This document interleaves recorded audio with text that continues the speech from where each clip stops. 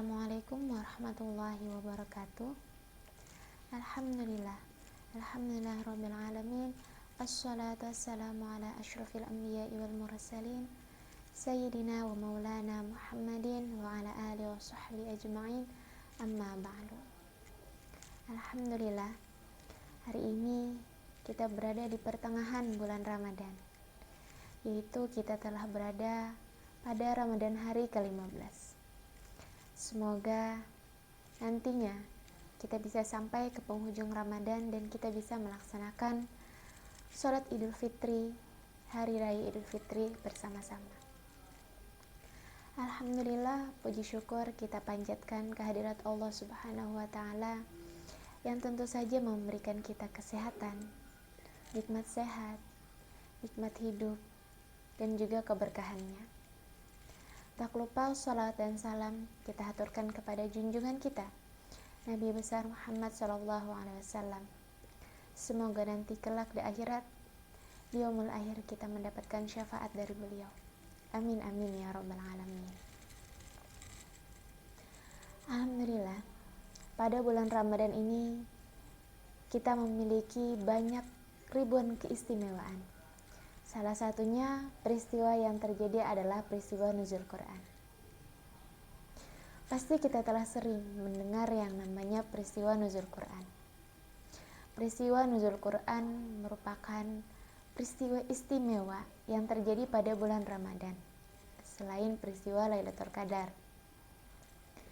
Peristiwa nuzul Quran merupakan peristiwa turunnya wahyu pertama kepada Nabi kita, Nabi besar Muhammad SAW. Wahyu ini diturunkan melalui malaikat Jibril pada saat Nabi Muhammad SAW menyepi di Gua Hira, yang jauhnya sekitar 5 km dari kota Makkah.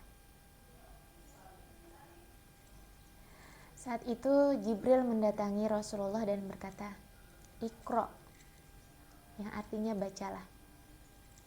Namun Nabi menjawab tidak bisa membaca. Jibril berkata lagi, "Iqra", bacalah. Namun jawaban Nabi tetap sama.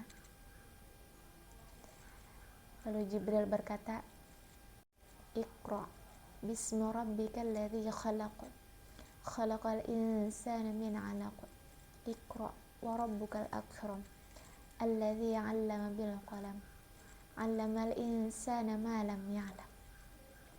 Kata Jibril di pukulan Nabi yang ketiga.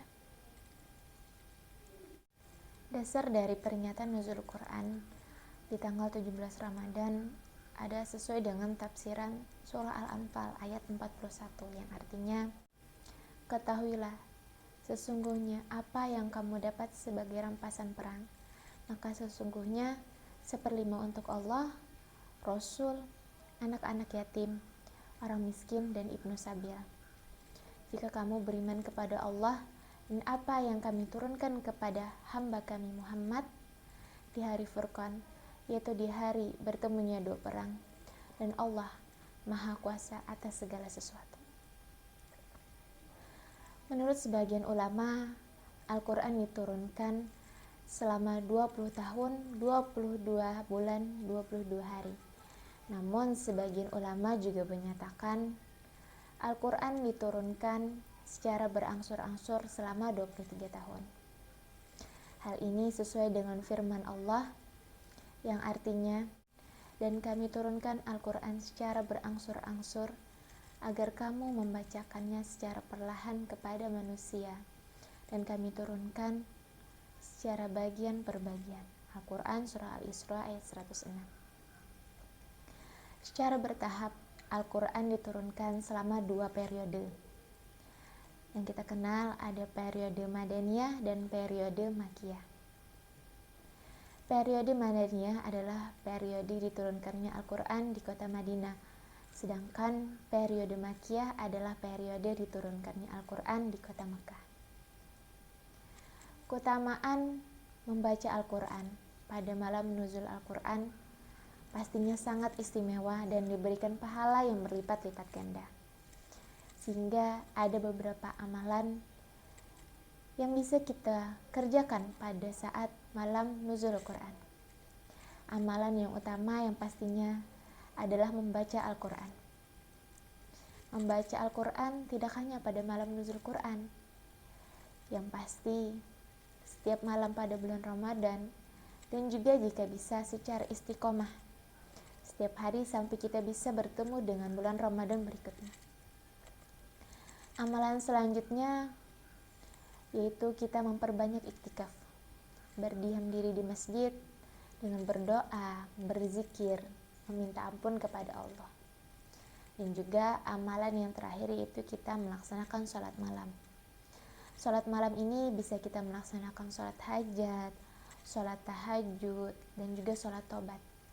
Banyak-banyak kita memohon ampun, memohon taubat kepada Allah Subhanahu wa Ta'ala. Karena pada malam ini adalah malam yang istimewa, dan Allah pasti akan mengampuni segala dosa kita dan melipat gandakan pahala kita. Amin, amin ya rabbal alamin. Semoga nantinya pada malam 17 Ramadan, pada malam nuzul Quran, kita bisa mengamalkan apa yang harus kita lakukan pada malam 17 Ramadan.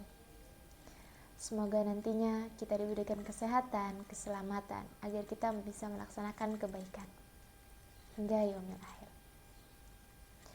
Semoga apa yang saya sampaikan ini, walaupun sedikit, tapi semoga bisa bermanfaat dan juga bisa diamalkan, agar kita bisa mendapatkan pahala bersama-sama. Amin, amin ya rabbal alamin. Saya akhiri, Assalamualaikum warahmatullahi wabarakatuh.